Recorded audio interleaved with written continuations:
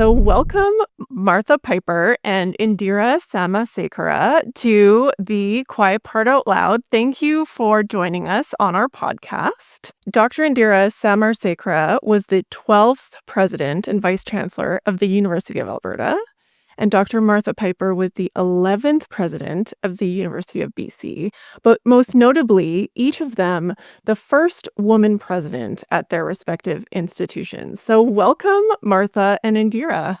Likewise. Well, thank you. It's great to be here with you both. So I'll say that we had you at the 2024 Access Connects Leadership Forum. We had the two of you on the main stage, and we had such a positive response. You were the standout favorite of the day. So I'm so happy to have you here joining us so we can kind of scale the audience that can hear the two of you and your experiences as kind of the firsts in your field, and then the experiences you had together as women and peers. So my question for you is, can you tell us how you met and began working together? You know, Alex, it's a really interesting question because I met Indira via another individual, what I would call a sponsor. And we talk a lot about sponsors in our book, Nerve. I had been appointed president of UBC, but had not started yet, and I was still at the U of A. And it just so happened that there was a scholar coming to speak at the U of A who I thought I should go and listen to. He was well regarded, well known. And I went, and I didn't understand a word of the lecture, but I went up to him afterwards and introduced myself. He had no time for me, big deal. But he said to me in passing, if I give you one piece of advice, it's this. Watch out for Indira Samarasekera. She's amazing. She could be a critical advocate for you, and you need to keep your eye on her.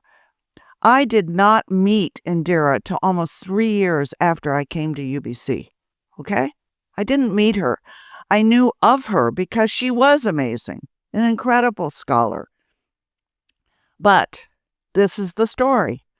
I now have a position of Vice President of Research open. And what comes across my desk? But an application from Indira Samarasekera. Now, that's a name you don't forget, right? Yeah. And I look at this and I think to myself, that's the name, this individual who was highly regarded, highly respected, highly trusted, had put his name beside. And I thought to myself, looking at her application, she had none or very little of kind of the expertise or qualifications you would look for. She had never been a chair of a department. She had never been a head of a program. She had never been a dean. She had never been an assistant vice president. None of that. Normally, I would have put the application in the recheck file. But all I could hear was this scholar's advice to me to keep my eye open to this woman. So I thought, okay, I'll take a second look. I invite her to lunch, and the rest is history. I knew right then, as I interviewed her at lunch, that this was the person I wanted to be my vice president of research.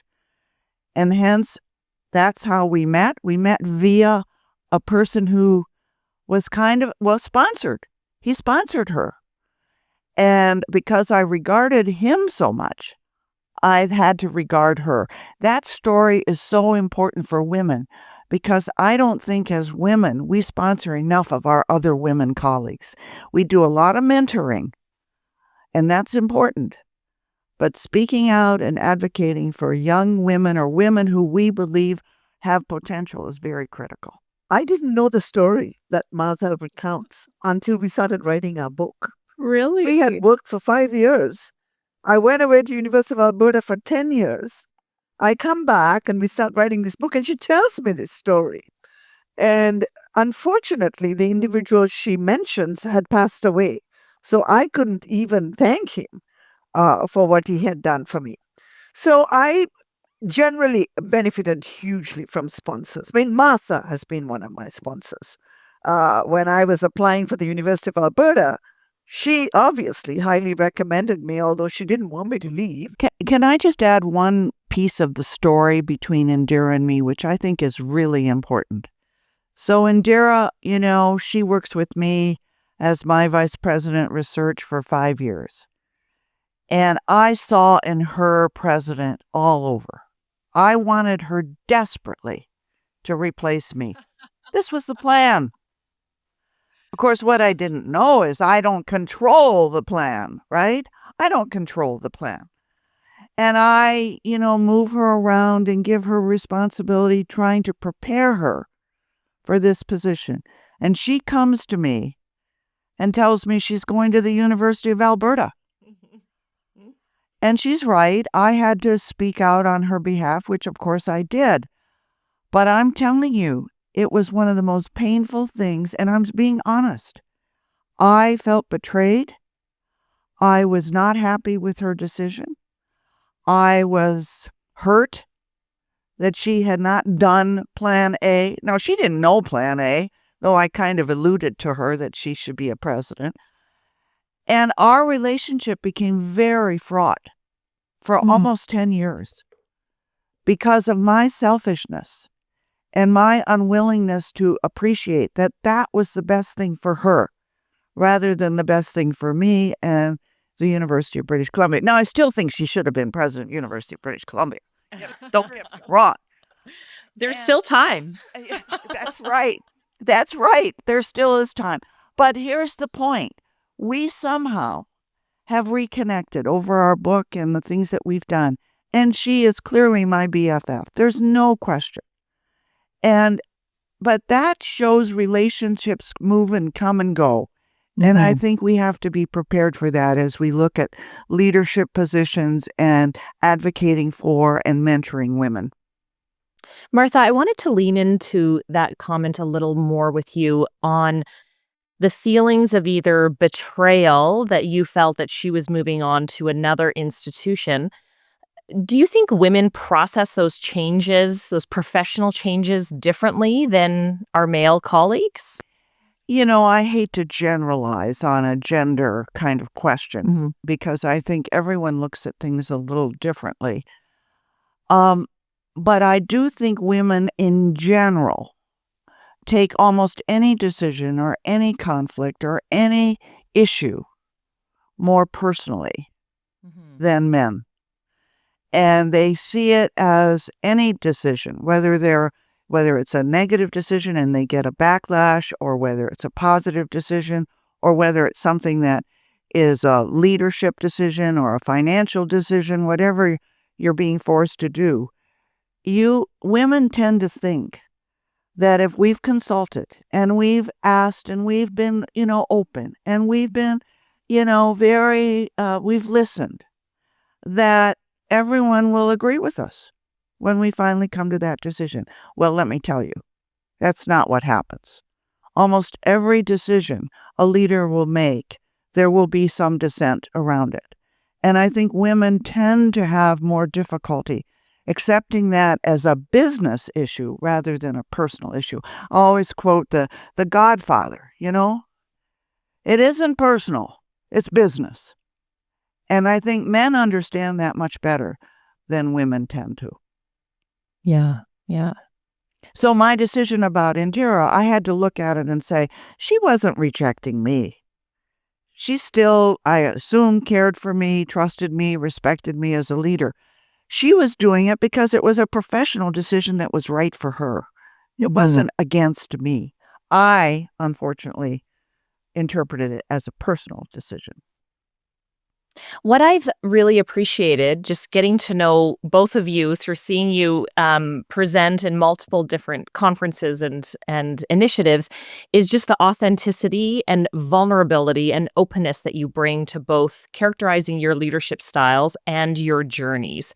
Has that been a process for you? Do you come by this candor and openness and that nerve, and we'll get into that in a bit, in what has fostered that for you? It's a journey. It's a growth process. I grew up in a culture where women don't speak out.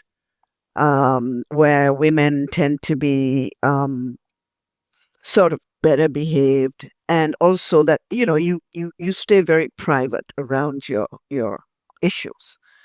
Um, and when I came to North America and I started my PhD at University of British Columbia, I had to get out of that mode if I was going to succeed. And the gentleman that Martha refers to, who was my sponsor, was also my PhD supervisor. And I remember him saying to me one time at a meeting, I was just sitting there, I didn't say a word. I was too terrified because I thought people would judge me harshly if I said the wrong thing. So I didn't say one word. And he berated me at the end of the meeting. He said, "You cannot just sit there. You have to contribute." And so that was the beginning, I think, of my willingness to take risks, to have some nerve. Mind you, being a professor in engineering helped. I was one of two women, so you either found a way to be authentic. You couldn't be like the guys. You weren't a guy.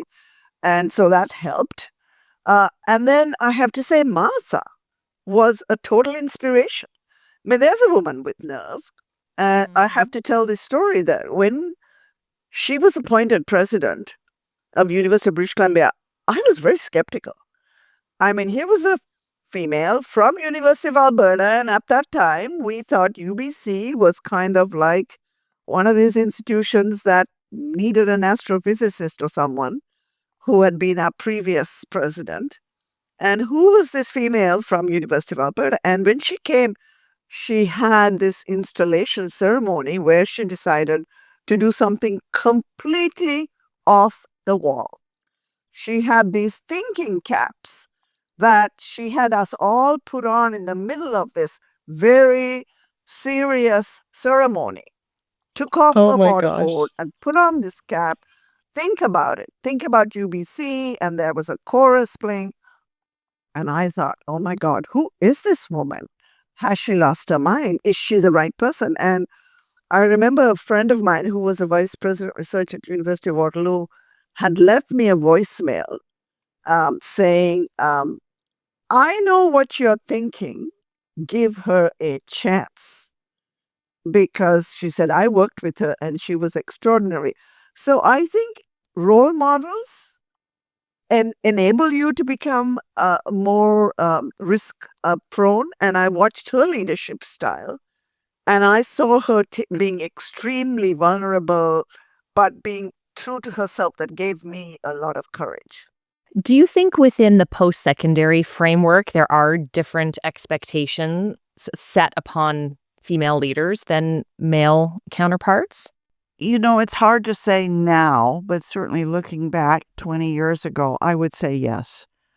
I think that for several reasons, and Indira's touched upon one, unless you are an astrophysicist, if you I was a physical therapist. I mean, who would have thought a physical therapist could be president of a major research university in Canada? And I would think that most academics reading my CV would not be impressed, would say, I do not qualify academically. Now, part of that was my field, but that's a gender field. And so now for example, Joy Johnson is president of SFU. She's a nurse. Again, 25 years ago, that would have been very questionable. Now, I tell the story that the first time I went to China, and UBC is connected to some of the most significant universities in Asia, all run by men. And UBC is held in extremely high regard. They didn't know what to do with me. So I come to this first meeting. There were probably 20 male presidents of the major Asian research universities. And I don't think it necessarily depended upon Asia. I think the same thing could have happened in North America. And the man who is introducing me to this group looks at my CV, takes his arm to introduce me. And he says something like this: we're so pleased to have Martha Piper, the new president of the University of British Columbia, a physicist, He could not believe I was a physical therapist, so he knew that he must have been wrong and it had to be a physicist. So the expectations, I think, and then I do think academics tend to see women have struggled in academia for all sorts of reasons over the last century or so. And so being the first woman and being a woman, I think is had its challenges, let's just say. And I do think then the expectations are higher. And one last story. When I was named president, a friend of mine, a colleague of mine from the East, calls me up and says something like, "Congratulations, UBC's appointed their first woman president." And then she said, "Don't mess up. Don't mess up." Other words, we're all riding on you. Right? No pressure. And I think I can't imagine a male colleague saying that to a male. I can't. Mm-hmm. Yeah. Yeah. When I think about my journey through post-secondary and being recruited to the University of Calgary by Dr. Elizabeth Cannon, who in my life has actually played a very active role as a mentor and a sponsor and a fierce advocate. And I learned so much from her leadership style and dedication and perseverance. But there were many times I would sit back and wonder, would someone make that comment if this was a male president around the table? And the expectations of her as a female leader, I think, were very different than perhaps if there had been a male in the role. But certainly her relentless dedication and connection to community really helped accelerate the impact of the University of Calgary. And I'm grateful to her for her leadership because it has inspired me along the way. And when you think about women either in academia or in other sectors that have been inspired by your leadership, what comes to mind for you? How does that make you feel? Because as trailblazers, you've been at the forefront of so many different and various movements and endeavors and initiatives. Indira, how do you reflect upon the impact that your leadership has had on the lives of others? First of all, you realize that, your leadership is really enabled by all those who came before you and those who are with you on the journey. So that's the first thing I'm struck by is I have a deep sense of gratitude for Martha, who mentored me and gave me the opportunity to be in senior administration and then to go on to be a university president. And so I just look upon then my impact as being then the giving back to society and community, and take great personal pride when I see anyone at all who has either had a connection to me or may have benefited from something I did or said. It's just a gift. It's just one of the best things about being in these jobs. And as I always used to say to people, it's the form of psychic reward. It may not be monetary reward, but the psychic benefit of your impact, I think, is one of life's rewards, gifts, however you want to call it. I want to touch upon your book, Nerve, because it is a great read. And for everybody listening to our podcast, I encourage you to go and purchase it. What does this term having nerve mean to you now? And has that changed from when you started on your leadership journey? Well, the reason we titled it Nerve, we went through lots of titles, as you can imagine. And I am crazy to the point of addiction to Georgia O'Keeffe. Mm-hmm. Okay? She was an interesting woman of her time, one of the first artists in her time to not go to Europe to study. she decided, I don't want to paint like European painters. I want to paint the way I want to paint. And as you know, she goes off to New Mexico and paints, skulls and landscapes and flowers. And I was intrigued by her, and I've read every book you can possibly read on her. She wasn't a particularly nice woman, but she was an interesting woman, lived to the age of 99. And there's a quote over my desk of hers, which a friend gave to me when I was actually going to UBC. And the quote is, "It takes more than talent.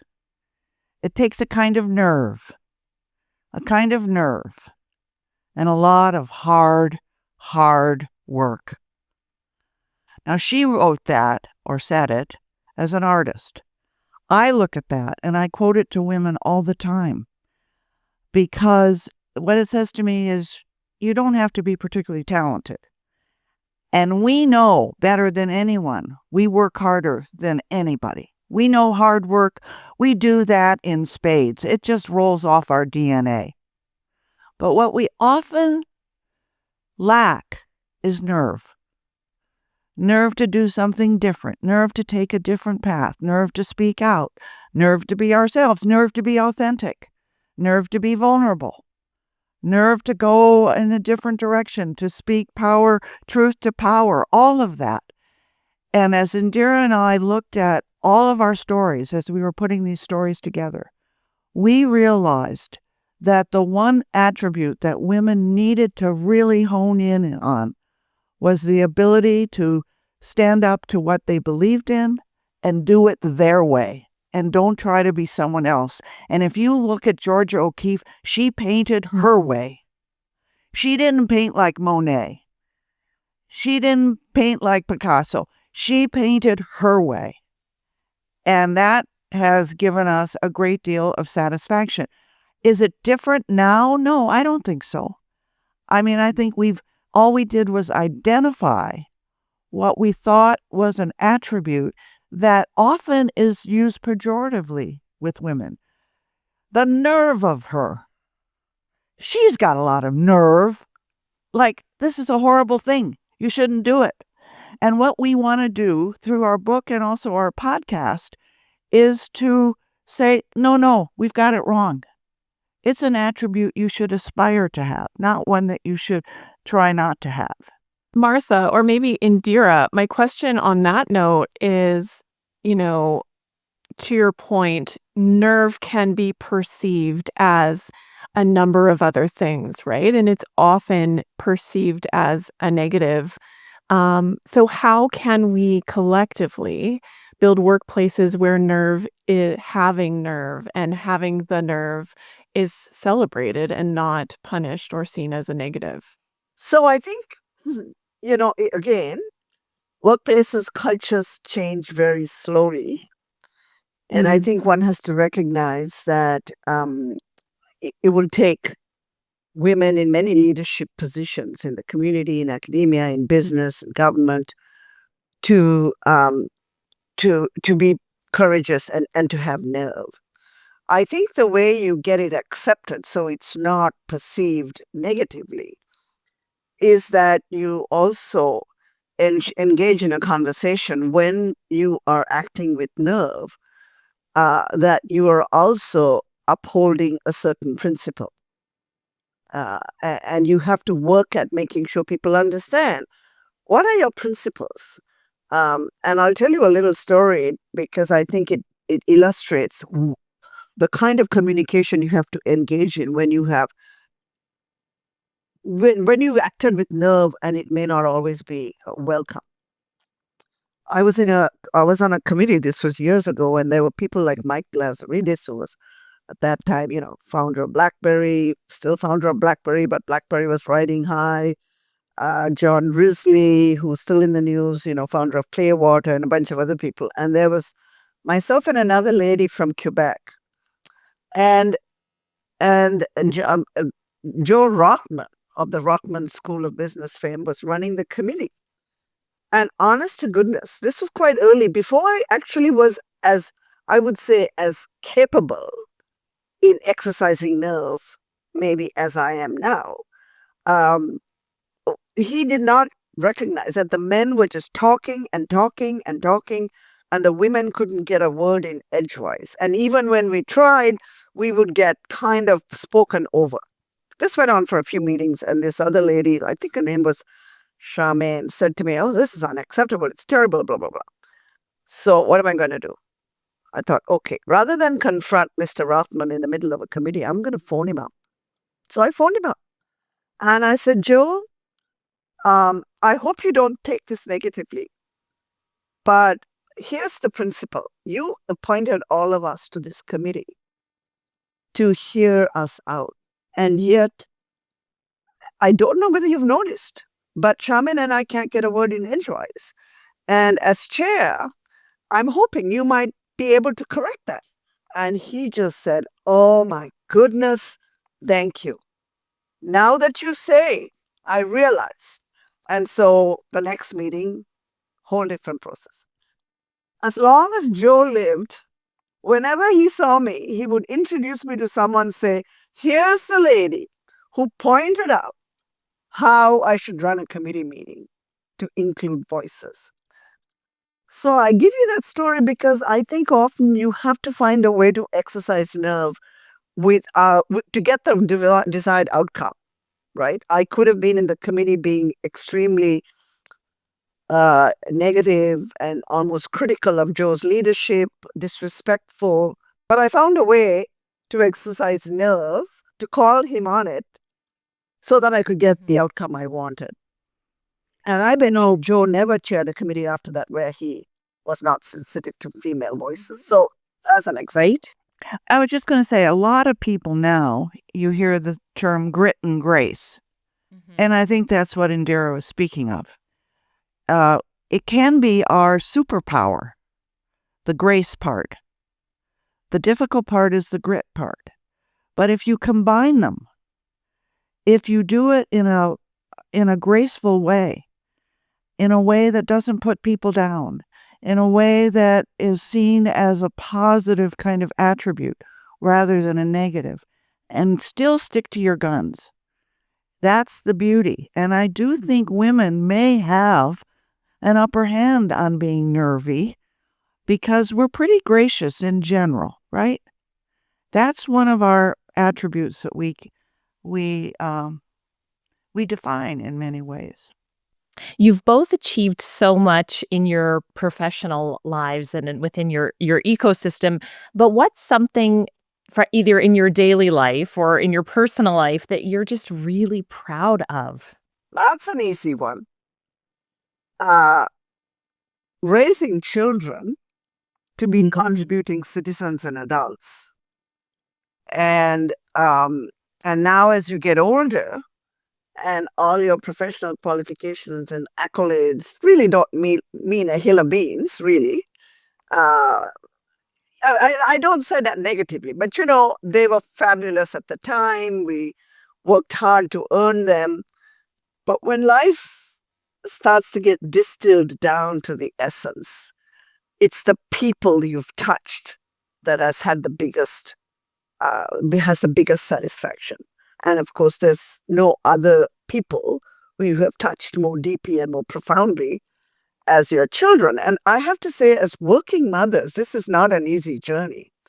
I sometimes say to people, my children have succeeded in spite of their mother. Because I wasn't always there. I was traveling, I was working hard. So it's not like I was a super mother. I just coped.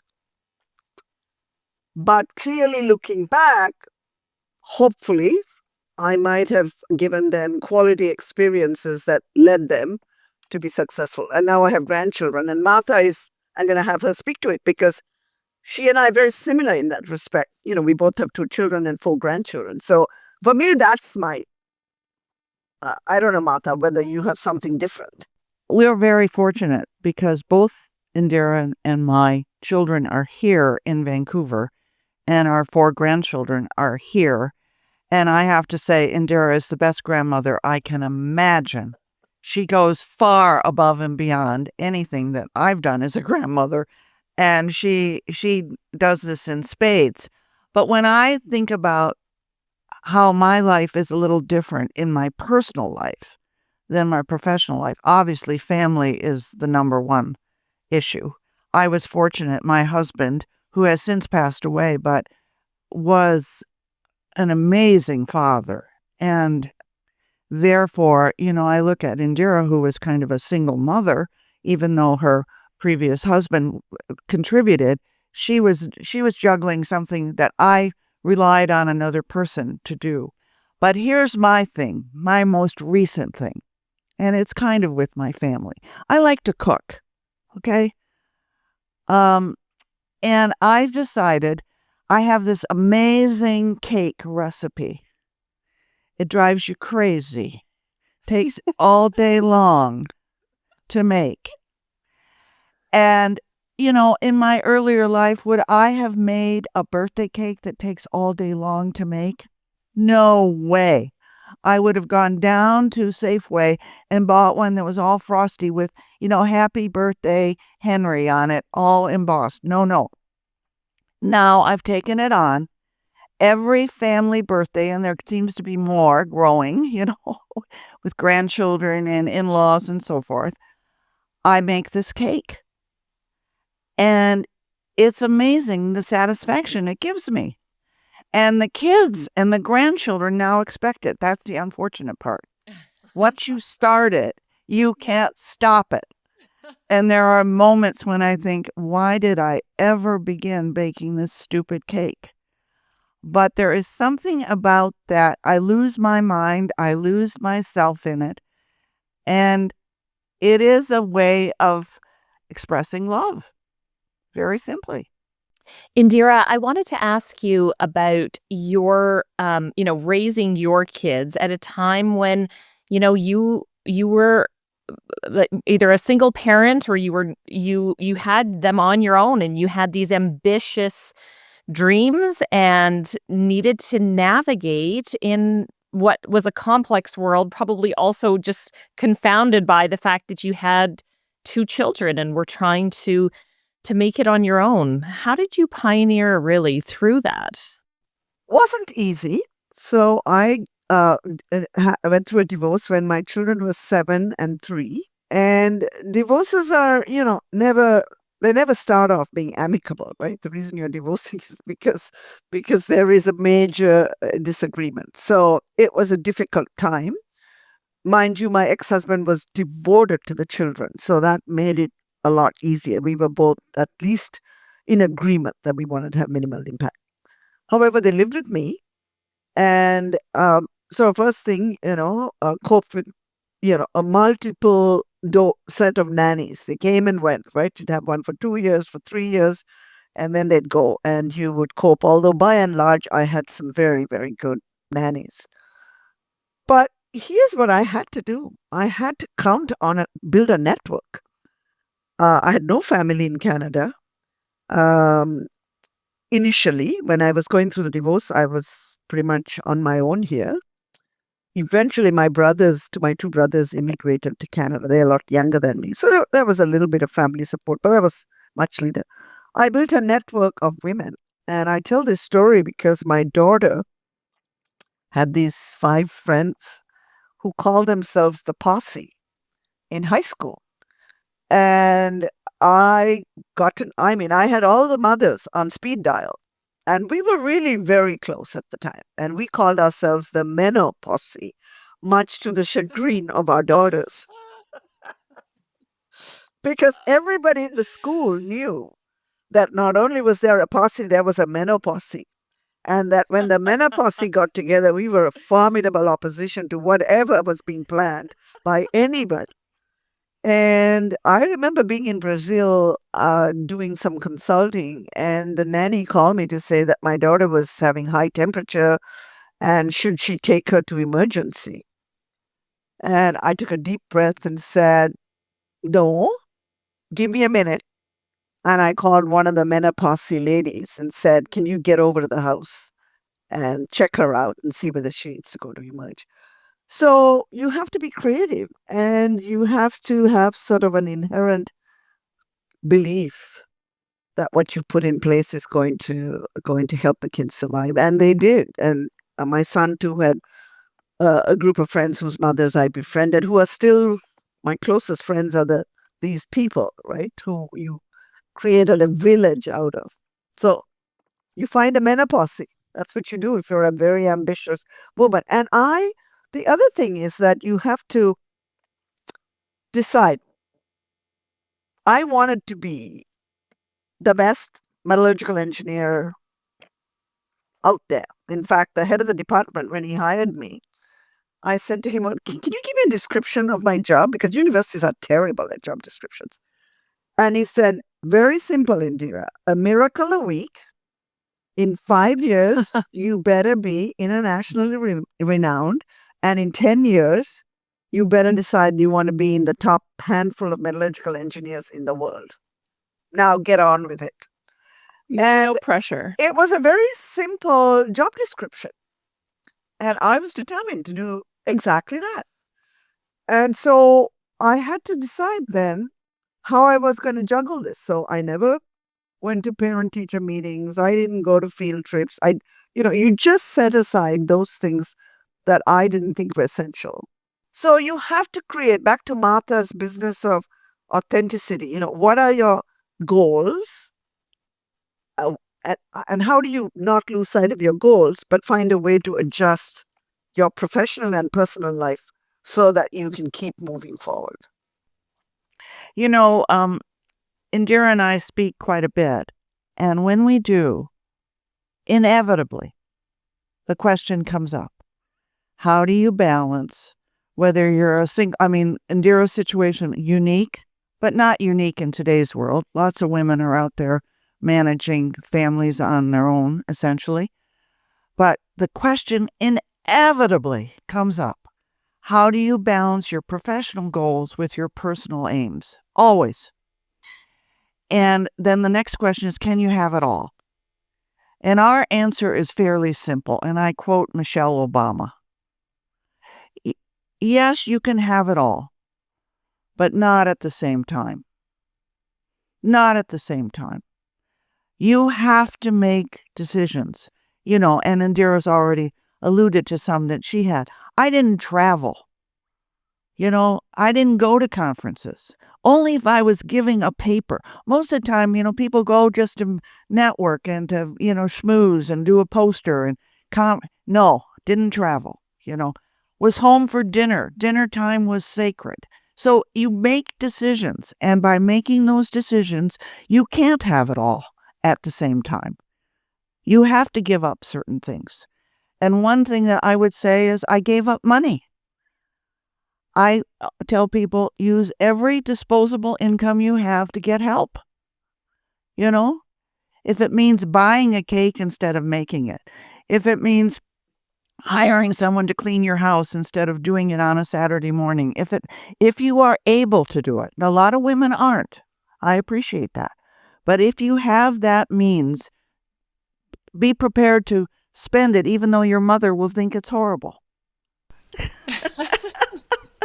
Martha, I love that the commentary around making decisions and having this guiding light, and in your book and in your keynote last year, you mentioned that you encourage women to take risks, and you each have had these really unique career journeys. I'm sure when you first started your degree, you never thought you would be, the president of a university. So you guys kind of leaned into these really adventurous roles. How do you respond to the pushback on I don't know if I can do that? Well, let me just say, I still wonder if I can do that. This idea that you get over the imposter syndrome or you get over, worrying. I still worry. At my age, if I'm on a committee meeting, on a Zoom call, I've said the wrong thing or I shouldn't have intervened or whatever. So just accept it. It's just part of who we are, okay? But here's the thing. I think, and we talk a lot about serendipity, but I think the real issue when you're provided with an opportunity and women find all sorts of reasons to think they shouldn't do it, or it's too risky, or they're not prepared to, fail or whatever. I think the major thing is to be honest with yourself. Do you want to do this job? Allow yourself to want it. We tend to be afraid to want something because we fear somehow it looks like we're too ambitious, or that we do fear failure, or that, it'll impede somehow. But if you actually strip away all that, do you want to do this? And most of the time, women will, if they're honest, will say yes. But there are all these reasons that they put up there to protect themselves. I tell the story when I was approached for the position at UBC. Most Albertans know Don Mazankowski, okay? Wonderful man. At the time, he was on the board of the University of Alberta. And I got to know him because I was a vice president there. And I'm approached, and I don't know what to do. And there's part of me saying, I didn't want to be president. I didn't seek this. I can't do this. They've got the wrong person. I'm not qualified. I don't want to move. My kids are in high school. I don't want to move. All the reasons. I go to my husband. He says, whatever you want, we'll do. Now, that wasn't particularly helpful. He didn't want to stand in my way. He didn't want to force me to do it. So I go to Don Mazankowski one night. We're walking out of a meeting. And I say to him, Don, I'm confiding in you.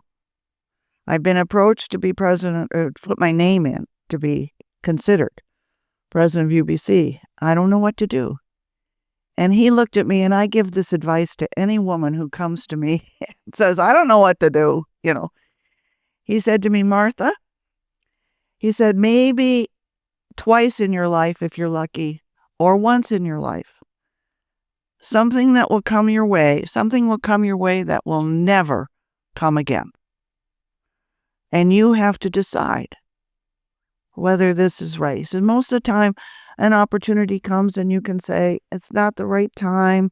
My kids are too young. My husband doesn't want to move.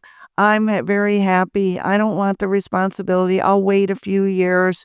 I'll have another opportunity. He said, but once, maybe twice, something will come that will never come again. He said, if you want to be president, not just of any university, that could come again. But if you want to be president of the University of British Columbia, it's now. It's never going to come again. And he said, you have to figure out what you want to do, because this opportunity is never going to come again. You'll be too old. The university will be looking for something else. They will have moved on. You will be in a different phase of your career. That was such a powerful message to me, because it forced me to be honest with myself. And when I took off all the layers of all the excuses that were protecting me, I knew I wanted that job. Yeah, and you went for it. I went for it with great risk. You're never guaranteed. But we had somebody said on one of our podcasts, you'll never get a job if you don't apply for it. You can always say no. They can always say no, okay? And you can always say no. But you'll never get a job if you don't apply for it. Don't expect somebody just to hand it to you, right? You've got to risk, and that takes nerve. It takes nerve.